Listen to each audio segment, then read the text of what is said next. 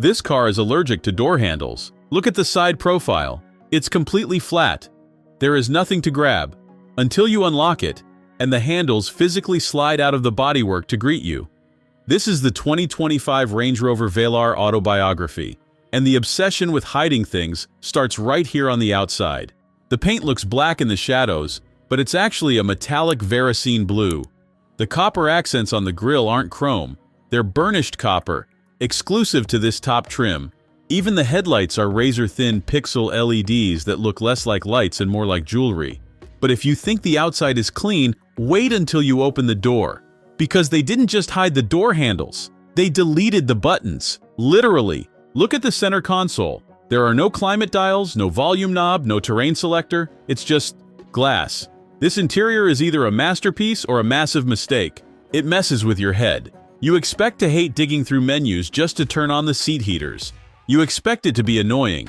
But when you start driving, something weird happens. This car forces you to calm down. It uses active road noise cancellation, like your noise-canceling headphones, embedded in the headrests. At 60 miles an hour, it is terrifyingly quiet. You can hear your own heartbeat. And that P400 engine?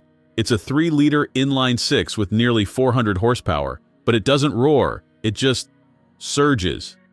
0 to 60 takes 5.2 seconds, but it feels like you're floating, not accelerating.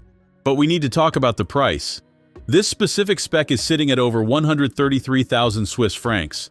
That is serious money. For that price, you get 22-inch wheels, massage seats that actually work, and that paint that changes color in the sun.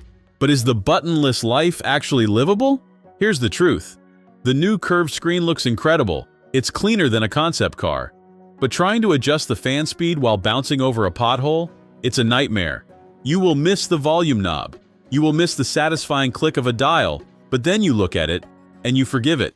Because this is the best-looking SUV on the road. Period. It doesn't care about being practical. It cares about being beautiful. So yeah, they hid the handles and killed the buttons. And honestly, I think I might be okay with it. But if you want something that goes the complete opposite direction, pure chaos and noise, you need to see what I'm driving next week. It makes absolutely zero sense. Check the comments if you'd take screens over buttons.